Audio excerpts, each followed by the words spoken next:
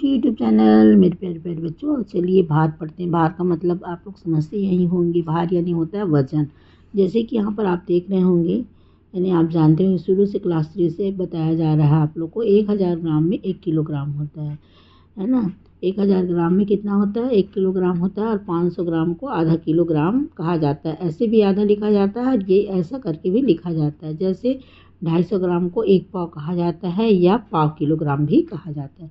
तो सबसे पहले आपको ये समझ में आना चाहिए कि 1 किलो में कितने ग्राम होते हैं और आधा किलो में 1 पाव में कितने ग्राम होते हैं।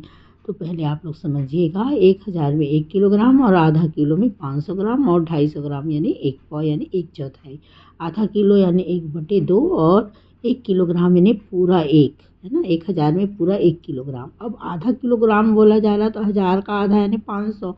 अब 1 पाव बोला जाने से कितना हो जा रहा है? 250 ग्राम हो जा रहा है ना।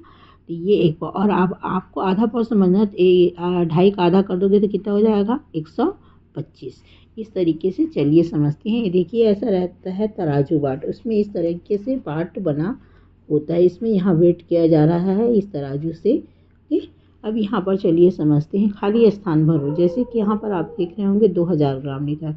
वैसे ही आप लोग को पहले पता है 1 किलो में 1000 ग्राम होता है, तो 2000 में कितना होगा? 2 किलोग्राम होगा। अब 3700 ग्राम लिखा है तो किलोग्राम की जगह 3 लिखेंगे और 700 यहाँ ग्राम लिखेंगे, ग्राम की जगह 700। अब यहाँ पर मात्रा दिया है 4000 ग्राम, 4000 ग्राम यानी 4 किलोग्राम। और यहाँ दिया है 4500 ग्राम, तो 4 को यहाँ लिखेंगे और 500 को यहाँ लिख देंगे।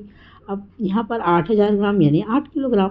अब बताओ 800 ग्राम बराबर कितने किलोग्राम होंगे? अब आपको दिया जा रहा है 800 ग्राम, यानी 800 ग्राम को आपको ये बताना है कि कितना किलोग्राम होगा। तो आओ इस सवाल पर विचार करते हैं। जैसे कि पहले ही आप लोग को पता है 1000 में 1 किलोग्राम होता है, तो 1 ग्राम में कितना होगा? 1/1000 किलोग्राम, यानी 1000 को किससे भाग करेंगे? 1 से, तो कितना आएगा? 0.001 किलोग्राम होगा। यानी 1 ग्राम के लिए कितना किलोग्राम होगा? 0.001, एक हिस्सा, है ना। तब 800 ग्राम को भी उसी तरीके से 1000 से भाग करेंगे तो 0.800 किलोग्राम। यानी क्या करना है हमको? भाग करना है। किससे भाग करना है? 1000 से ग्राम कर भाग करना है। जब हम लोग 1000 से भाग करेंगे तो 0.800 किलोग्राम आएगा। अब इसी प्रकार से इस तरफ का सवाल को भी समझते हैं। ठीक है, अब यहाँ पर देखिएगा दिया है 5 ग्राम को मैंने 1000 से करोगे तो 0.05 आएगा। 50 को करोगे तो 0.50 आएगा। और 500 ग्राम को करोगे तो 0.500 किलोग्राम। और 735 को करोगे तो 0.735 आएगा।